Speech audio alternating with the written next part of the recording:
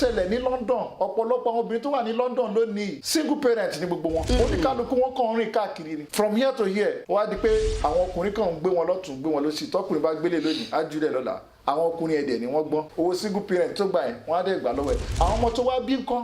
Those of you that feel like oh your husband is not important, go back to the root. See that man, even though he's not doing anything, being at home. Sometimes you might want to talk to your child, but your child might not want to listen to you. You might want to listen to his dad. Might want to listen to his dad. If the dad say stop it, that child might stop it. But maybe as a mother, you're there on your own. You say stop it, you just say, what is she saying? But when the daddy say stop, you stop.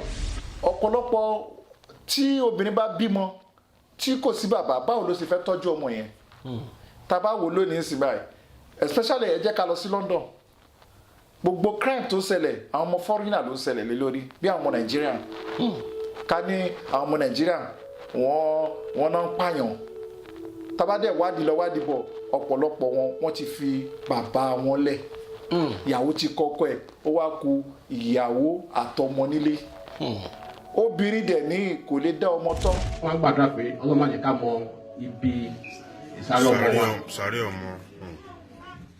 Nobody want to know where his child. àdúrà tí àwa Nàìjíríà máa ń gbà ní pé kọ́mọ gbẹ̀yìn wa.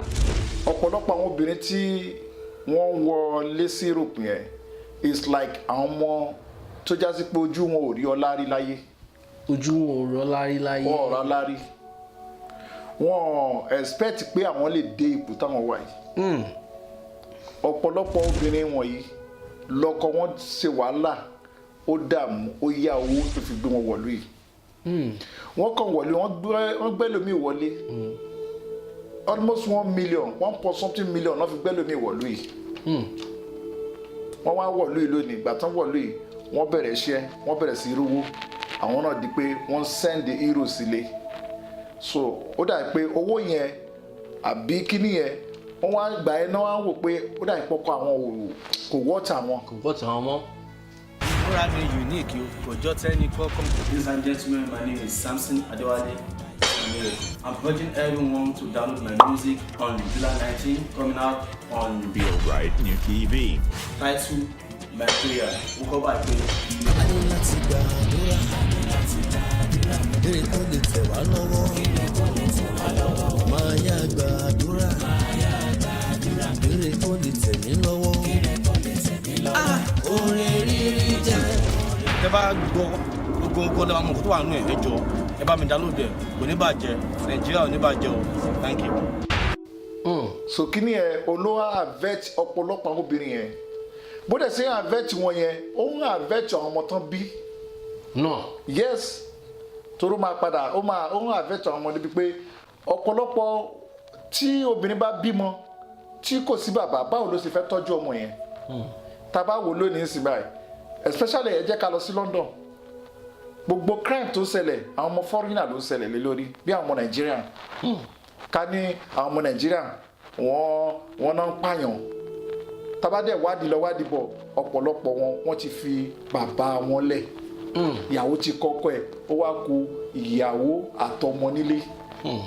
Obìnrin dẹ̀ ní kò lè dá ọmọ tán àfi tóbìnrin àtọkùnrin bá wà nínú ilé ló lè tọ́jú ọmọ torí pé tí ìyàwó bá gentle obìnrin tí ọmọkùnrin bá rí bàbá ẹ̀ á bẹ̀rù díẹ̀ so wọ́n á lè jọ pa wọ́n pọ̀ báwí. She's pregnant. Fúnkẹ́! Fúnkẹ́! Fúnkẹ́ tó sí mú ọtí ẹ̀ ti jáde. She what? She's pregnant. Hey! Ayé mi tèmi bá mi. She's what? She's pregnant. Pregnant? Ọ̀pọ̀lọpọ̀ kíni ẹ̀ ló dálẹ̀. So and the ẹlẹ́kejì àwọn European country wọ́n fi owó single mother wọ́n fi ń disturb wọ́n fi ń divert attraction àwọn parents àwọn obìnrin yìí wọ́n fún wọn lówó single mother yẹn owó single mother yẹn ó tún wọ́n help wọn kò jẹ́ kó oníkálukú wọn fẹ́ respect ọkọ wọn mọ́ oníkálukú believe pé owó single mother tó ń wá tó ń bá ti ń gbowó single mother yẹn tó owó single mother yẹn bá ti wọlé sọ́dọ̀ tó bá fi lè mọ̀ pé òun lọ́kọ owó yẹn ò ní wọlé àmọ́ tó ń bá declare single mother owó yẹn máa wọlé bó ń bá ṣe ń rówó lórí ọmọ yẹn ó dẹ̀ máa rówó single mother what of the future àwọn ọmọ yẹn future àwọn ọmọ yẹn ò lè dá òun ló fa ọ̀pọ̀lọpọ̀ crime òun ló fa tó fi jásí pé lónìí àwọn ọ̀pọ̀lọpọ̀ obìnrin yẹn wọ́n fẹ́ àwọn ọkùnrin obìnrin wọ́n fẹ́ràn life tiwọn wọ́n fẹ́ káwọn lọ sókè kó jásí pé àwọn nìkan ló máa wà lókè kò ní sọ́kọ so ọkùnrin òde nífẹ̀ẹ́ gbà kóbìnrin disturb òun àwọn gọ́ọ̀mẹ̀ntì European gọ́ọ̀mẹ̀ntì àwọn náà ń kó bá àwọn obìnrin yẹn àwọn náà kó bá àwọn obìnrin yẹn àwọn náà ń kó bá wọn torí pé àwọn náà sọ fún wọn pé you free to be single mother and ọ̀pọ̀lọpọ̀ àwọn tó ti wà nílùú iná tó ti di pé benefit wà níbi single mother tó ti wà involved into single mother benefit wà bẹ́ẹ̀ yẹn wọ́n wá ń kọ́ àwọn ní generation tó bọ̀ wá tán wọlé bọ́n ṣe ń kọ́ wọn yẹn làwọn náà wá involve níbi ìwà yẹn pé a real single mother owó wà ń bẹ ìgbádùn wà ń bẹ but what about àwọn ọmọ tá a bí kalẹ̀ fúnra wọn báwo la ṣe fẹ́ tọ́jú àwọn ọmọ yẹn báwo làwọn ọmọ yẹn ṣe fẹ́ jẹ́yàn ọmọ tí ìyá àti bàbá ò bá sí mọ́ kí ni ìgbádùn bẹ́ẹ̀ kí ni gain tó máa wà bẹ́ẹ̀ lọ́la. mo ní ọ̀rẹ́ kan is from Gambia. Okay. ó gbéyàwó ẹ̀ wá láti Gambia bí ìyàwó ẹ̀ ṣe wọlé ó lọ sọ́dọ̀ àwọn social wọ́n wá advice ẹ̀ pé sọ́kọ ẹ̀ ń tọ́jú ẹ̀ dáadáa ó lọ́kọ̀ ń tọ́jú wọn sọ fún ẹ lówó báyìí ó ní kò fóun wọ́n láti advice ẹ̀ pé kó kọ́kọ́ ẹ̀ bóbìnrin ẹ̀ sì bẹ̀rẹ̀ nìyẹn pẹ̀lú millions tí máàní ẹ̀ tó fi gbé ọmọbìnrin wọlé láti Africa wọ bíbá ẹ̀ ó dẹ̀ kọ ọkọ yẹn ti ra lé wọ́n dẹ̀ láti mọ ọkọ pé àfi kó gba ilé yẹn lọ́wọ́ ọkọ pé lọ́mọ bó ṣe bó ti bímọ fún ìwọ ló ní láti gbọ́ àmọ́ Ọlọ́run kan save ẹ̀ ni pé dọ́kúmẹ́ǹtì tí ọkùnrin ẹ̀ fi ra lé kò sí tí obìnrin lè claim so ọ̀pọ̀lọpọ̀ wọn bẹ́ẹ̀ lọ a ti rí tó jásí pé ẹlòmíì ìjọ tó gbọ́pọ̀ ẹ̀ wálé ó ṣẹ̀ṣẹ̀ lajú pé ọkọ wọn ò rí náà ọkọ wọn ò lajú so nǹkan tó fa single mother nìyẹn single mother yẹn wá ń pọ̀ lóríṣiríṣi ó wà between Yorubas Igbos àti àwọn elédè míì even in Africa generally Africa in Ghana also gbogbo ẹ̀ bó ṣe wà nìyẹn so nǹkan tó fa ti single mother fi ń pọ̀ nìyẹn àwọn obìnrin yẹn wọn ò believe lórí ọkọ wọn mọ́ wọn ò believe lórí ọkọ wọn mọ́ wọn ò dẹ̀ fún ọkọ wọn ní respect mọ́ respect yẹn ò sí mọ́ so wọ́n dẹ̀ ọ̀pọ̀lọpọ̀ wọn dẹ̀ ti bímọ ọmọ tán bí òun ni wọ́n fi kó bá tó fi já sí pé àwọn single parent wọ́n wá pọ̀ lórílẹ̀ ayé nìyẹn owó tó dẹ̀ expect yẹn owó yẹn ò lè ní àlùbáríkà ní London ní France bíbáyìí náà ní all over the world ní Switzerland we have a lot of many story tó já sí pé ó wọ́n àfẹ́ tù wọ́n àfi káwọn obìnrin yẹn kán jókòó kán rori wọn dáadáa kán máa try láti involve ara wọn kò sóbìnrin tó máa gbádùn ilé ọkọ kò easy ilé ọkọ kò easy sùúrù ló wà ń bẹ so má believe pé ọkọ ẹgbẹ́ ẹ wá ó wá dé Europe lónìí ó wá rí young boy kan tó fine tó ń dress tó wà má believe lẹ́ni ẹ̀ ọkọ ẹ tó ti gbé wá yẹn kò easy tó fi gbé ẹ wá náà kó tó ṣiṣẹ́ lóru ẹlòmíì iṣẹ́ méjì ló ń ṣe torí pé ó fẹ́ gbéyàwó ẹ̀ ìjọ tẹ́lòmíì ti bẹ̀rẹ̀ iṣẹ́ méjì ló ń ṣe ẹlòmíì aṣiṣẹ́ látàárọ̀ á tún ṣiṣẹ́ ti night inú train lẹ́lòmíì sùn sí so káwá wowó náà ìyẹn kówó yẹn jọ láti fi gbé ìyàwó yẹn wọlé ẹlòmíì ti rán lérí visa first year second year tí ò bọ́ sí ẹlòmíì owó ẹ̀ ó ti sọnù wọ́n ti dúpọ̀ ẹ̀ ti gbowó àwọn máa gbéyàwó ẹ̀ wọlé wọn ò dẹ̀ rí ìyàwó yẹn gbé wọlé so ó wá try ó tún ṣiṣẹ́ ẹlòmíì fi 2 million gbéyàwó ẹ̀ wọlé ẹlòmíì fi 1 million gbéyàwó ẹ̀ wọlé ṣe irú àwọn obìnrin yẹn ni ẹ máa gbé wá lónìí tóbìnrin yẹn bá dé lónìí tójú ẹ̀ wá là kò jẹ́ kọ́kùnrin yẹn gbádùn ó lọ́kùnrin yẹn ò gbọ́n ó ní kò mọ̀ ṣe so ó wà ọkùnrin tó gbé ẹ wá so ó wá lé ọkùnrin yẹn kó nítorí pé ó fẹ́ live single mother torí pé gbogbo wa mọ̀ pé if you declare single mother ó ní owó tó máa fún ẹ pẹ̀lú àwọn ọmọ tó bí ó ní iye tó máa fún ẹ pẹ̀lú iṣẹ́ tó ń ṣe ó ní iye tó máa fún ẹ owó tó bá rí tí ò bá ti ní gbádùn tó ò ní gbádùn kí ni àǹfààní owó náà okòwò yẹn jọ àwọn ọmọ tó bí ńkọ́ àwọn ọmọ tó bí yẹn gangan ni pàtàkì nínú life. So gbogbo àwọn eléyìí ó ń ṣẹlẹ̀ ní London, ọ̀pọ̀lọpọ̀ àwọn obìnrin tó wà ní London lónìí single parent ni gbogbo wọn.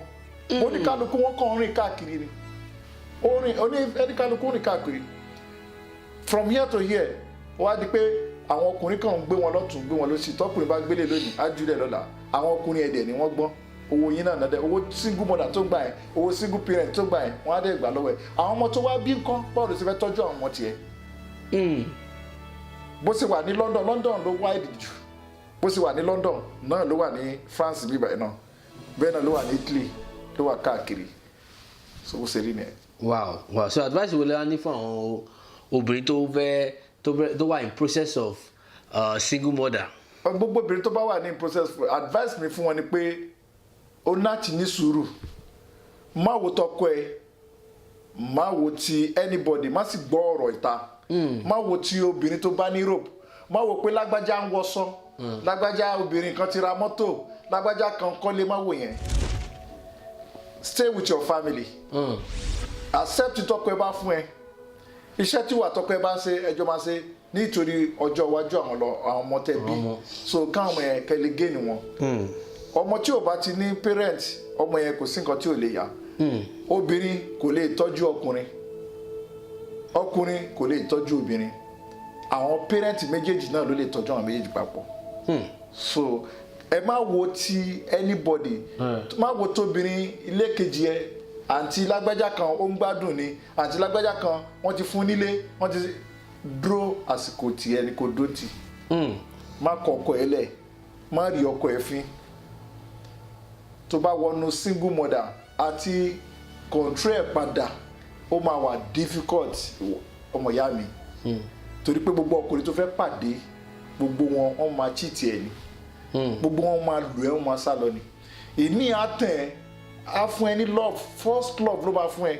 Ìwọ náà ti believe pé ó fẹ́ fẹ́ tòótọ́ ni, gbogbo tó ní lọ́wọ́ ló máa gbà. So mo advice ẹ̀yin obìnrin ní London ní everywhere ní Europe lónìí, ẹ má fi ọkọ yín ṣeré. Gbogbo ẹ̀gbin tẹ́ bá rí lọ́dọ̀ ọkọ yín ẹ faramọ́. Torí yẹn kọ́, torí tàwọn ọmọ yín ni. Kò sí jẹ́ mi. Ìmúra mi unique kò jọ tẹ́ni kọ́kọ́. Ladies and gentlemen, my name is Samson Adewale.